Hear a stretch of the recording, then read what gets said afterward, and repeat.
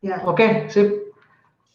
Mungkin ada tambahan poin juga gitu. Jadi akan ada bentuk-bentuk kerjasama turunan dari sini gitu. Kayak misalnya tadi kan ini kan mencakupnya kerjasamanya yang kita ya dengan pemilik tanah, pemilik terus pengelola yang untuk membangun gitu. Terus nanti akan ada, jadi dari situ tuh nanti pasti akan muncul gitu kesepakatan baru untuk nanti kalau kerjasama sama yang bentuk jual belinya sama yang beli kayak gimana gitu kan, itu nanti kan ada poin masuk ke sini juga gitu. Terus kenapa poin sini ya bukannya terpisah itu?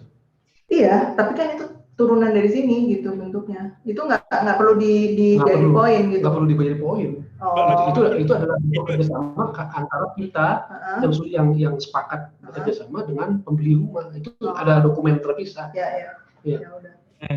Tapi itu instrumennya nanti berdiri sendiri, Mbak. Tapi untuk yang ini sebelum itu. Sebentar. Untuk instrumen yang ini kan berdiri sendiri nih ya.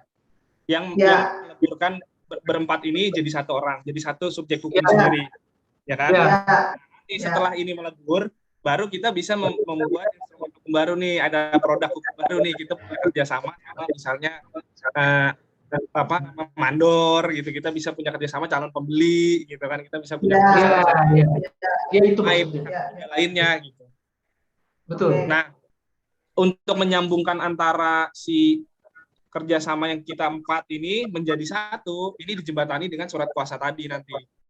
Oke. Jelas. Jadi itu nanti poinnya masuk ya, ada surat kuasa dari ini. Ini tadi Mbak yang di atas. Itu. Ya. Mas. Kan tadi ada dikuasakan apa? Nomor 12 Mbak Sari. Ada. Iya. Betul. Oke. Jelas. Gimana Mas Sofi? Ya enggak, maksudku tadi di poin nomor 23 sebelum kita melebur itu perlu dikasih penjelasan juga, No. Jadi sebelum kita keluar sebagai satu fungsi kepada pembeli, kita perlu jelas dulu misalnya nih ketika kita menawarkan rumah cicilan dengan cara fleksibel. Nah, nanti pihak Mbak Sari, Mas Arsa sama kita tuh harus jelas dulu fleksibel tuh maksudnya apa dan konsekuensinya terhadap kita apa gitu. Nanti betul. Dijelaskan juga, misalnya nih fleksibel dengan cara setiap DP itu harus sudah masuk ke kita 50%, jadi kan kita aman ya. Kalau 50% aman, nah nanti pembayaran yang dicicil itu merupakan keuntungan yang ditunda, misalnya gitu. Nah itu harus jelas juga. Nanti maksudku supaya penjelasannya itu enak, nanti masuk di penjelasan lu pas menjelaskan anggaran aja Mas, tapi merefernya nanti ke sini. Jadi aku tuangkannya di bab poin nomor 20, di poin nomor 23.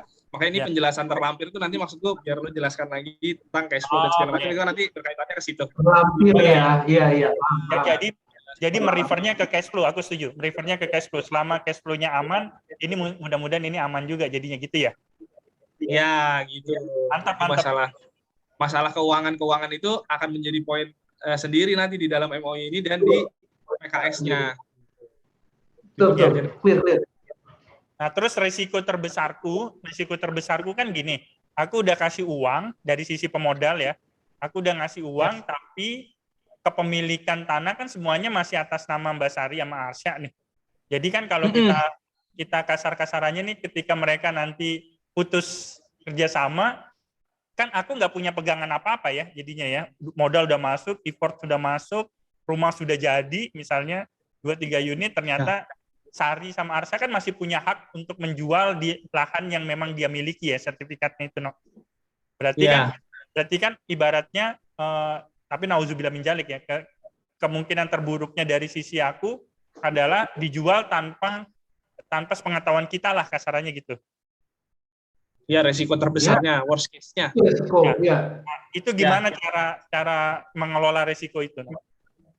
Nah, yang pertama itu bisa gini, kalau misalkan kita semua sepakat, bisa misalnya setelah perjanjian kerjasama ini selesai dan semua pihak bersepakat, itu bisa dititipkan Mas, kita bisa pilih pihak ketiga untuk menitipkan sertifikatnya, misalnya notarisnya gitu. Misalnya kita sudah menemukan notaris yang mau kita pakai dan kita sudah percaya, kita bisa menitipkan sertifikat itu ke notaris. Jadi posisinya sama-sama aman. duitnya sudah masuk ke pemilik tanah, terus kita tidak punya pegangan sertifikat, tapi dijembatani sama si notaris ini. Itu Ya. ya pihak ketiganya. Bayar lagi nggak sama notarisnya gitu? Bayar, tapi notaris itu nanti bisa dipaketin, Mas. Misalnya nih, aku cari temanku nih, bro, gue punya gini, paketin dah, udah berapa duit gitu. Oh, kebutuhan gue gini. Kemarin aku waktu dulu pernah melakukan itu gini, sekalian dipecah tuh sertifikatnya. Jadi sebenarnya ya bisa. Ya pas proses pemecahan sertifikat dalam proses untuk dipecah, untuk dibeli ke pembeli rumah. Iya betul. Gitu bisa ya, iya. Bisa. Nanti kan teknisnya tinggal sertifikatnya ini pada saat kita serahkan ke notaris, kepentingannya untuk apa aja? Apakah hanya sekedar untuk dititipkan? Apakah untuk sekalian include di balik nama dan dipecah, dia urusin ke BPN gitu kan? Terus nanti dibikinkan juga AJB-nya sama dia gitu ke pihak lain lagi. Itu peralihan hak atas tanahnya ke calon pembeli rumahnya. Gitu. Dan penjelasan yang kedua terkait dengan yang tadi lo tanyakan itu, nanti perjanjian kerjasama kita ini tuh ya udah itu bentuk perikatannya. Seandainya worst case-nya terjadi hal-hal yang tidak diinginkan, PKS ini bisa menjadi dasar kita untuk seandainya mau ditempuh jalur hukum, ya ini bisa menjadi dasaran perdatanya. Ya, ini tambahan. Di iklan tuh udah dibilang semua biaya balik nama itu sudah include di harga kan gitu. Nah, berarti itu udah harus masuk ke dalam budgeting ya, karena nanti pada saat balik nama tuh kan ada pajak penjual dan pajak pembeli gitu. Jangan nanti asumsinya mereka udah benar-benar beli ini nggak ada pajak, ada apa semua, karena asumsinya udah ada dibebankan ke kita gitu. Itu aja sih yang hati-hati. Ya, itu. Nah, nanti itu ada di penjelasan Mas Albak tuh, Pak. Tentang anggaran dan cash flow tuh. Budgeting. Ya. Nah, sementara untuk di poin MOU ini udah aman ya. Udah clear.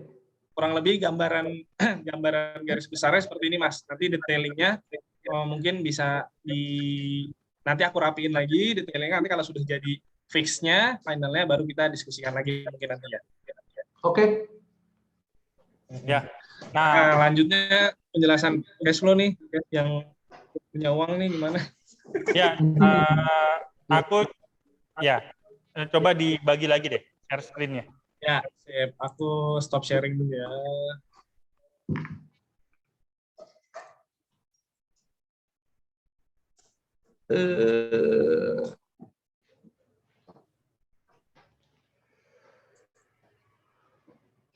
Nah, sebelum masuk ke cash flow nih, ini gambar perspektifnya untuk ruangan dalamnya udah jadi nih. Kira-kira nanti bentuknya akan begini rumahnya. Jadi ini jalan yang 3 meter di depan. Ya. Ini carportnya. Nah, jadi di sini langsung masih punya ruang tamu. Ruang tamunya cukup lega nih, karena di bawah ini fungsinya udah ruang bersama semua. Terus kita punya kitchen di sini, dapur di sini, kamar mandi di sini, dan tangga di belakang sini nih. Nah, naik tangga langsung kedua kamar ini. Jadi perspektifnya nanti kira-kira gini. Ini kamarnya juga lumayan gede nih. Ukurannya 3,4 kali 3 meteran di sini. Terus di halaman belakangnya masih ada tanah sekitar 4 meter. 4 meter kali 5, jadi 20 meter persegi nih. Jadi nanti kalau ada orang yang mau nambah bangunan, nanti kita bisa diskusikan, karena mereka masih bisa nambah 1 kamar di belakang nih. Masih nambah 1 kamar di belakang. Kemudian kalau mau dinaikkan juga, nah itu nanti juga jadi bahan yang perlu kita siapkan juga ya di itunya. Betul. Termasuk dapurnya digeser ke belakang kan gitu. Iya. Ya, misalnya dapur mau digeser ke belakang atau gimana, ini bisa didiskusikan. Terus nanti peluang berikutnya ini kalau orang mau masang interiornya sama kita, bisa juga nih, bisa dipaketin. Iya, betul. Bagus. Di luar harga jualnya. Iya, di luar harga jual dong. Nah, betul. Gitu ya. Jadi termasuk itu tadi yang ditawarkan sama Mas Arsya, mau nggak nih lampunya bisa mati sendiri, kita kontrol dari jauh gitu. Betul. Ya. Betul. Bisa. Oke. Nah, Ini yang kemarin sempat Mbak Sari sama aku diskusikan, Nino. Nanti coba tuangkan di dalam perjanjian juga ya. Ya. Jadi kan gini, ada porsi pengelola dan porsi pemodal. Nah, jadi pengelola dan pemodal itu masing-masing punya porsi 50% di sini. Kelihatan nggak, No, gambarnya? Sari kelihatan. Nah, jadi sebenarnya nilai tanahnya itu kan 850 harga jual tanahnya. 850 cuman nilainya menjadi 600 karena ada pembayaran yang diterima di depan. Jadi nilai sertifikatnya yang diserahkan Mbak Sari itu sekarang bernilai 600 juta, nilai dasarnya 600 juta. Gitu. Nah, berarti nilai tanahnya itu kan sebenarnya 850. Nah, ada 250 juta yang diberikan oleh pemodal kedua nih. Itu. Nah, pemodal kedua dan pemberi modal kerja working capital senilai 245 juta atau 250-an juta.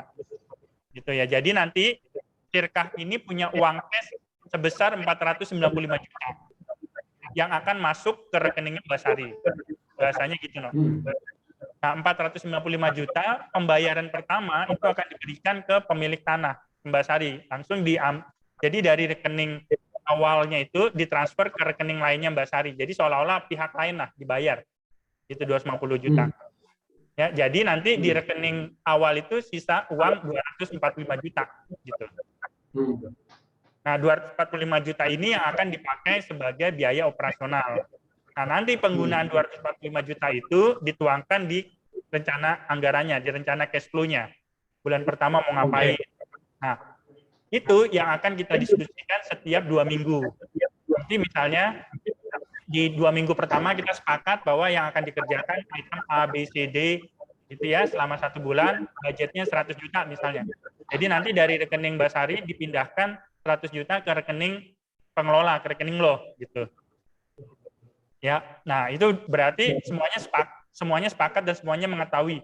Nah nanti 100 juta itu lo harus ngasih laporan kepada pihak kita bagaimana penggunaan dari rencana awal tadi, gitu. Pertanggungjawabannya, ya paling enggak selama 2 minggu atau sebulan, gitu. Nah hitungannya jadi kan kalau nilai tanahnya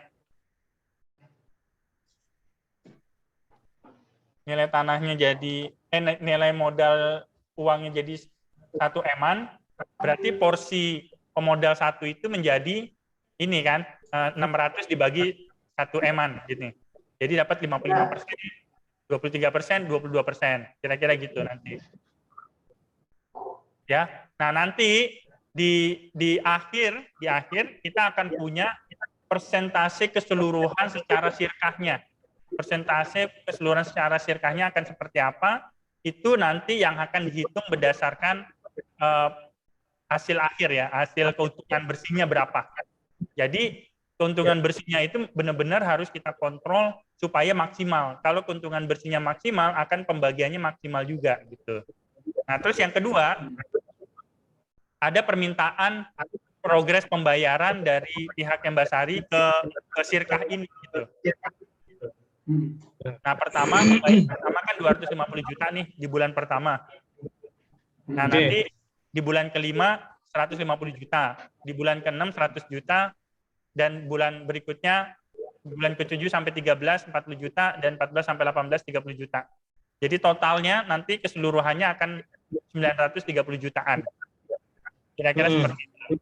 Nah, cuman kemarin kita sempat diskusikan juga, angka ini tidak harus 100% mengikat, karena nanti hasil akhirnya berdasarkan keuntungan aslinya berapa gitu yang akan dibagi. Gitu, tapi mengikuti progresnya. Ya, mengikuti progres. Cuman aku yakin harapanku sih yang berubah cuman di sini nih, di porsi ini nih. Di 2 porsi ini. Karena nanti mungkin bisa jadi ini 41 juta atau 39 juta atau 28 juta atau 45 juta, kita belum tahu karena kita nanti masih melihat berapa orang yang ambil kredit dan berapa orang yang ambil cash kan gitu. Ya kalau misalnya orangnya ngambil cash semua, mungkin angka ini akan jadi kurang, tapi nggak perlu waktu sampai 18 bulan gitu. Mungkin hanya perlu waktu 6 bulan gitu.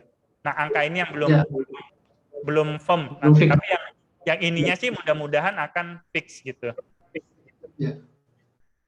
Ya jadi kemarin diskusinya Mbak Sari kan kebutuhannya beliau itu di bulan ke-6 paling nggak udah masuk 500 juta. Jadi itu nanti yang harus kita sama-sama tuangkan di cash flow-nya. Mudah-mudahan sebelum 6 bulan ini sudah ada uang 600 juta.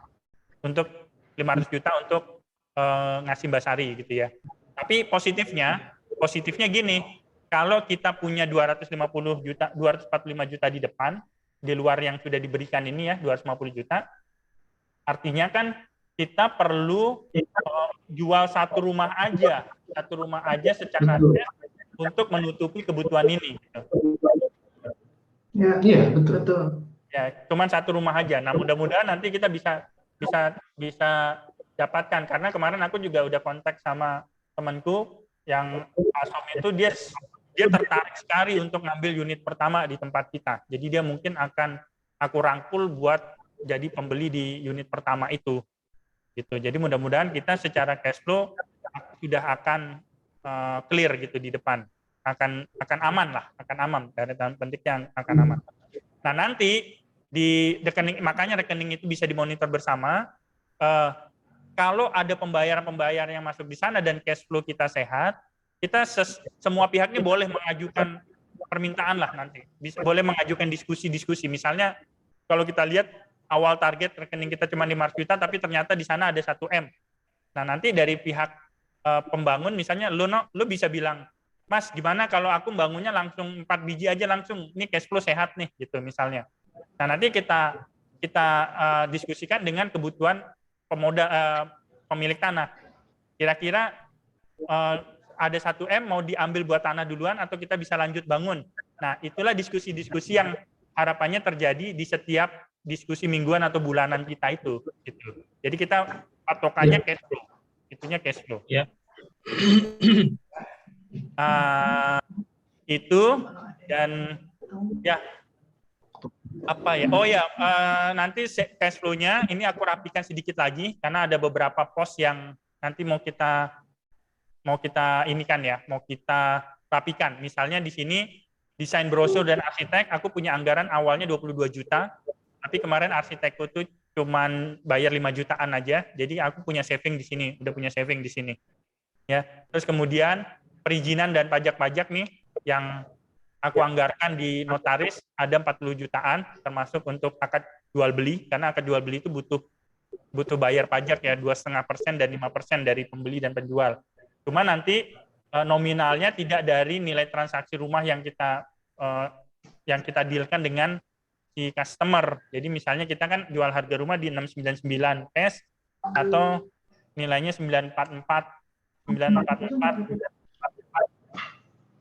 cicilan 5 tahun ya. Jadi mungkin dari 699 ini kan nanti komponennya ada komponen macam-macam ya. Jadi nanti mungkin kita ketika pajak itu komponennya cuma 400 juta misalnya gitu. Jadi ada pajak yang dibayar itu NJOP. Ya, NJOP aja. Jadi NJOP aja. NJOP plus sedikit lah. NJOP plus sedikit. Gitu. Iya. Ya. Betul. Nah, jadi ada biaya akad jual beli, balik nama dan macam-macam itu ada budget 30 jutaan. Jadi 120 juta. Nah, nanti dari sini tolong dihitung ulang berdasarkan notaris di sana, aktual notaris di sana kira-kira berapa. Jadi kalau kita bisa, ini kan ada budget 160 juta untuk legalitas ya, untuk legalitas antar kita dan antar kita ke customer. Nah, nanti ini kalau bisa berkurang, berarti kita bisa alih budgetkan, gitu loh. Alih budgetkan mau ke smart home atau mau kemana gitu, nanti kita bisa rapikan. Gitu. Instalasi listrik dan lain-lainnya. Nah, nanti ini Asari Arsa, gua matangkan sekali lagi ya buat cash flow-nya. Nanti filenya akan kita share di grup lah. Jadi file ini semua nanti kita bisa, insya Allah bisa monitor sama-sama. Oke. Nah, ini gambaran aja di bulan pertama dan kedua ini, paling nggak kita butuh budget sekitar 170-an juta buat mulai membangun di unit yang pertama. Jadi inilah yang nanti yang akan kita progreskan di bulan Oktober dan November ini. Nah, mudah-mudahan direalisasikan ya. Mudah-mudahan nanti ada cash flow juga yang masuk nih di bulan yang rumah satu. Di yang ini kayaknya nih akan oke, akan firm dengan adanya pembeli pertama. Nah, nanti kita tinggal nyari yang lainnya ini. Nah, jadi mudah-mudahan nanti kita bisa kontrol sama-sama lah cash flow-nya. Ya. Oke, mau nanya nih, Bang. Ya. Jadi kalau yang rumah pertama kan, unit pertama itu kan karena memang udah ada pemodalnya ya dari lu gitu kan, itu akan dibangun ya? Iya. Karena working capitalnya ya. Nah, pertanyaannya rumah berikutnya itu akan menunggu dari orang yang beli baru bangun atau bagaimana? Langsung aja. Nah, ini karena udah ada yang rumah kedua, jadi nanti di bulan kedua kita udah kick off untuk rumah yang kedua. Jadi langsung paralel. Karena yang rumah pertama anggapannya kita udah dibeli kan. Gitu. Ya. Oke, clear. Ya, dan harapannya di bulan ketiga kita udah mulai pembangunan unit ketiga. Jadi nanti unit yang pertama udah masuk 25%, unit yang ketiga masuk 10%, unit ketiga maju gitu. Ya, oke. Ini kalau yang pertama nih perkiraan serah terima kunci itu kapan ya? Ada estimasinya nggak? Kalau yang pertama kita ngejarnya 4 bulan. Karena dananya udah ada, semuanya udah ada. Yang pertama itu 4 bulan. Cuman di awal ini ya, 2022 gitu ya. Awal 2022. Supaya kita punya rumah contoh gitu. Betul. Tapi kita nggak janjikan ke pembeli pertama dapat yang rumah pertama kita bangun gitu. Dia akan dapat rumah keempat. Kenapa? Karena kan dia beli dengan harga murah nih. Dia akan beli dengan harga murah, tapi kamu dapatnya belakangan gitu loh. Iya. Asal si pembelinya paham dan sepakat aware sih ya oke aja. Gitu. Ya karena dia pebisnis juga nih. Jadi dia mungkin ya nggak apa-apa aku belakangan karena mungkin dia tujuannya nanti bisa dijual lagi dengan harga yang sama dengan kita. Jadi dia punya capital gain. Betul. Biasa suka gitu sih. Ya, iya. Betul. Skema-skemanya udah diinformasikan juga Mas ke Mbak Sari. Yang murah, mudah, fleksibel itu. Ya, jadi skema-skemanya ada Spitas, ada di itu. Nah, nanti PR kita, ini file-filenya kita rapikan, kita kasih ke Mbak Sari dan Mas Arsa, supaya nanti, kan gini, kadang kan Mbak Sari sama Mas Arsa ini sebagai pemilik juga pingin punya wewenang untuk memberikan diskon atau apa ya, misalnya ada temennya nanya. Jadi Mbak Sari sama Mas Arsa punya batasan jelas. Bro, lo punya potensi diskon untuk 7-20 juta misalnya gitu. Nah, nanti mereka juga punya alasan buat diskusi sama teman-temannya juga kalau ada yang nanya gitu. Betul. Nah, nyambung ke situ sebenarnya Bang, itu gue sempat kepikiran gitu, kayak misalnya dapat referral code lah gitu istilahnya gitu. Jadi kita kan promo nih gitu, terus dia dapat referral code. Dengan referral code itu kita bisa tracking dia dapat infonya dari mana sih gitu, apakah dari sosial media, apa dia dapat dari temennya kayak gitu. Jadi lo bisa nggak bikin code bisa, asalnya bisa, bukan gue. Mantap. Kita kemarin mikir itu nih gimana nge-track ini referral code nih. Tapi kalau dirimu bisa, wah kita senang banget tuh kita pakai itu. Jadi nanti setiap ada informasi bisa ketangkap dia siapa penyebar informasi awalnya ya. Betul. Jadi kalau kita ngirim via WA itu ada kodenya, nah berarti ini dari via WA hari ini gitu. Nanti kalau yang kapan, jadi ketahuan dari mana jalurnya. Termasuk kayak misalnya ya kita appreciate gitu ya, kayak teman-teman kita tuh kayak Dina, terus Duit gitu yang dia memang share itu dan dia dapat itu, ya kenapa enggak gitu. Kalau kita tuh kasih apresiasi lah gitu, pasti nggak besar juga, cuman kan tahu berarti temen gue beli nih, bener nih gitu. Itu sih sebenarnya. Setuju, tapi kita mau dibantu. Siap. Ya memang ada budget sih, ada budget marketing sekitar 27 jutaan di anggaran ini. Cuman 27 juta ini kan ada budget yang mau kita pakai buat biaya iklan kita beli, terus bikin spanduk. Jadi nanti kira-kira sekitar ya mungkin gambarannya sekitar 16-20 juta ada budget marketing di sini. Oke. Sip. Itu nanti implementasinya gimana sih, aktualisasinya kalau pakai code itu? Kalau kita sih paling link ya, dari link. Jadi atau enggak nanti kalau misalnya ya yang paling gampang tuh link yang bisa kita kasih QR code apa semua. Nah, ketika link itu diklik dibuka, itu kan ada kodenya, jadi kita bisa nge-track ya, gitu. Itu satu. Oke. Yang apa namanya? Kalau misalnya dia dari WhatsApp gimana? Misalnya kita pakai WhatsApp kan, terus dia broadcast lagi WhatsApp-nya ke grup lainnya dia gitu juga. Nah, itu tantangannya kalau misalnya memang dia broadcast, berarti kan kita udah nggak punya kendali terhadap kodenya ya. Jadi itu kita udah anggap sebagai satu jalur gitu. Itu satu jalur. Oke. Kita kecuali dia register dulu ya, register terus dia dapat brosur yang unik gitu ya. Betul, gitu. Kalau dia mau menjadi sebagai marketingnya gitu, dia bisa generate kode unik, berarti dia itu kodenya dia. Jadi punyanya dia itu ketahuan tuh gitu. Itu juga bisa seperti itu. Tim marketing ini nanti idealnya sih kalau dia broadcast secara internet itu dia ada kodenya gitu, bahwa itu punyanya dia lah, gitu, linknya dia. Gitu. Kita bisa kasih japri kan ada bagian yang tertarik, gue pasarin ya gitu, lu pasarin pakai link ini ya biar tahu gitu temen lo. Jadi kita tahu bisa kasih harga khusus buat temen lo gitu, karena kita tahu dapetnya dari mana linknya gitu. Oke, ya nanti kita lanjutkan diskusi lebih detail ya tentang misalnya marketing atau apanya gitu ya.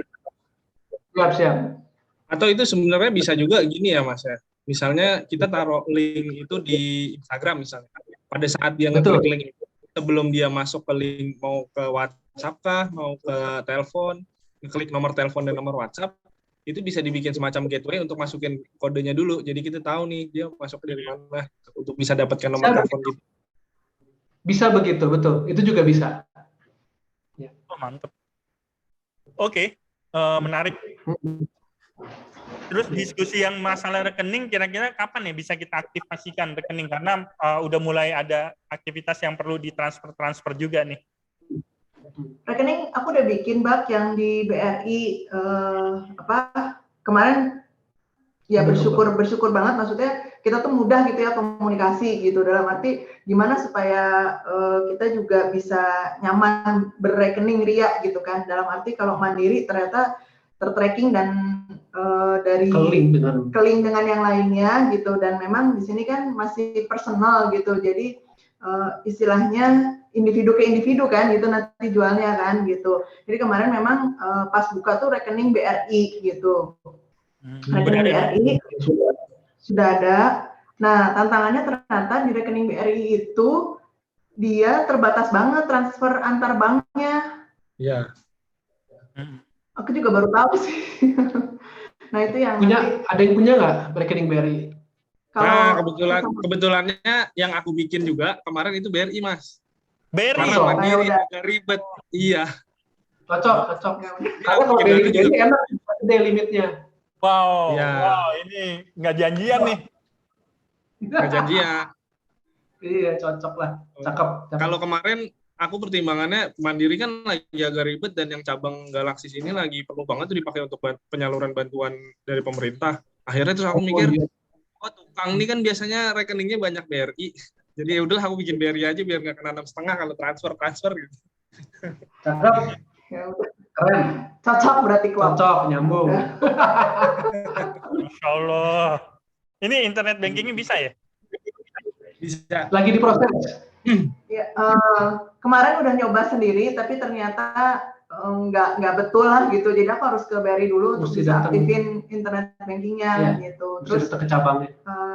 Dan memang kayaknya mereka juga sekarang tuh bank tuh juga ajaib lah gitu perilakunya gitu. Jadi aku datang ke BRI yang besar gitu ya, masa dipaksa loh harus buka asuransi. Nah, aku nggak mau dong gitu. Jadi setiap bulan tuh harus masuk 100.000 atau 200.000 tergantung paketnya gitu. Nggak apa-apa kalau ibu nggak mau. 100.000 kan, Peno ambil itu. Aku nggak ambil, aku pindah jadinya. Pindah ke yang kecil. Aku pindah ke cabang yang lain gitu. tidak merasa perlu, kenapa dipaksa? Kok aneh banget sih sekarang, dunianya tuh udah aneh gitu menurut aku gitu. Mandiri juga ternyata ribet, lumayan ribet gitu. Pokoknya harus ke link, which is artinya nanti lo ke tracking banget di situ, transaksinya akan di tracking banget gitu kan. Ya itu ya menantang, jadi akhirnya memang ke BRI pilihannya. Jadi BRI. Nanti aku beresin deh si internet bankingnya. Untungnya BRI juga Weno, jadi nyambung, mudah. Alhamdulillah. Aku